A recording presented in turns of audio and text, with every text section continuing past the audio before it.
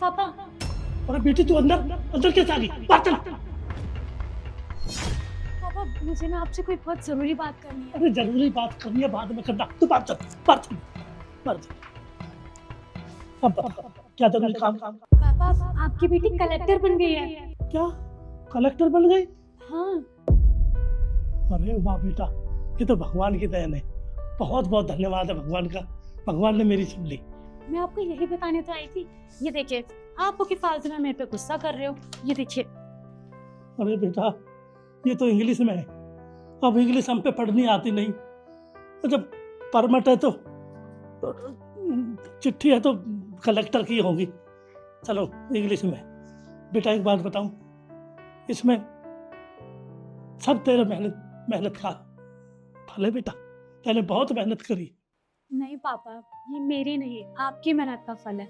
मैंने आपको देखा है पापा कि आप कितनी मेहनत करते हो। आप यहाँ पे पीएम की जॉब करते हो, बाहर वॉचमैन का काम करते हो।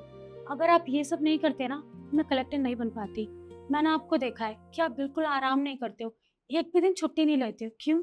जिससे कि ये लोग आपकी सैलरी ना काट दें। आप इतना सब कुछ क्यों कमाते हो? मेरे लिए ना, कि आप मुझे पढ़ा सको। और देखिए आज मैंने पढ़ लिख के कलेक्टर बन गई। देख बेटा तो सही कह रही है, सब कुछ सही कहा तूने, लेकिन कौन माँ बाप ऐसा है जो अपने बच्चों के लिए नहीं करता कुछ? सब कुछ करता है, सपने देखता है बहुत बड़े बड़े। मेरा बच्चा बड़ा अफसर बने, अच्छा पढ़ा लिखे, तो सुबह मैं तो नहीं काम करता था। बहुत अच्छी कंपनी है, बहुत अच्छा ऑफिस है, बहुत अच्छा साहब है मेरे, सब घर से यहीं से खर्चा चलता बेटा, बहुत अच्छे मालिक है। लेकिन पापा आपने मेरी बात सुनी, आप यहाँ पर या कहीं पर भी कोई काम नहीं करोगे। आप सिर्फ आराम करोगे, ठीक है? क्योंकि अब आपकी बेटी कलेक्टर बन गई है, तो अब आप जैसा मुझे बोलोगे मैं वैसा करूंगी। अब आपको ये सब करने की कोई जरूरत नहीं है। और आपको पता है पापा, अब ना हमें कच्चे घर में रहने की भी जरूरत नहीं पड़ेगी, क्योंकि हमें सरकार ने ना पक्का घर दिया है। अब हम उसमें रहेंगे, आप आराम से रहिएगा उसमें, ठीक है? बेटा तू ठीक कह रही है, लेकिन मैं एक बात बताऊं, मैं ये नौकरी नहीं छोड़ूंगा, मैं यहाँ से नहीं जाऊंगा। साहब बहुत अच्छे हैं बेटा, मेरा विश्वास है, और मेरे घर की तरह काम करता हूँ, और यहीं से तो मैंने पढ़ाया लिखाया, घर का खर्चा चलाया। मैं ये नौकरी नहीं छोड़ूंगा बेटा, साहब बहुत अच्छे हैं। देख मैं नौकरी नहीं छोड़ूंगा, मैं यहाँ से नहीं जाऊंगा। दुनिया में ऐसे ऐसे आदमी हैं चोर उचक्के, चोरी करते हैं, विश्वास नहीं है, और साहब का मेरे पे विश्वास है। तो बेटा मैं यहाँ से नौकरी नहीं जाऊंगा, और कुछ मेरी हेल्थ के लिए भी तंदुरुस्ती बनी रहेगी और व्यायाम भी हो जाएगा। अभी तो 3-4 साल में काम कर सकता हूँ। पापा आप मेरी बात सुनिए, बात नौकरी की नहीं है। अब आपकी उम्र हो गई है, अब वैसे भी मैं कलेक्टर बन गई हूँ। मैं चाहती हूँ कि अब मैं आपके लिए कुछ करूँ। आपने बहुत मेहनत की है पापा, अब आप आराम कीजिए।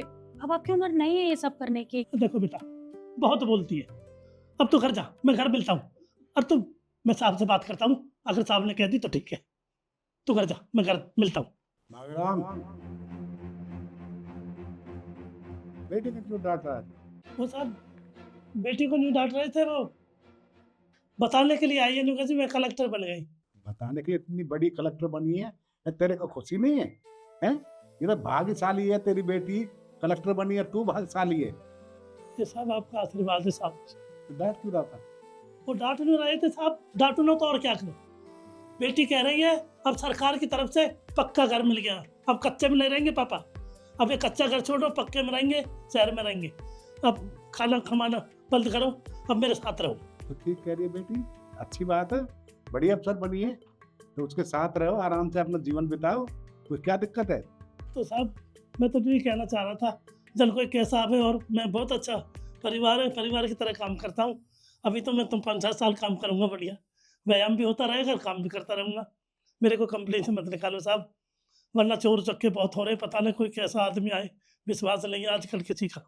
भाई मेरे यहाँ तो आवागमन है, आते हैं चले जाते हैं, और तू तो मेरा घर का आदमी है, तू तो हमारे दिलों में बसा हुआ है, जब तेरा मन करे जब आ जाए घर, भाई कोई दिक्कत नहीं है।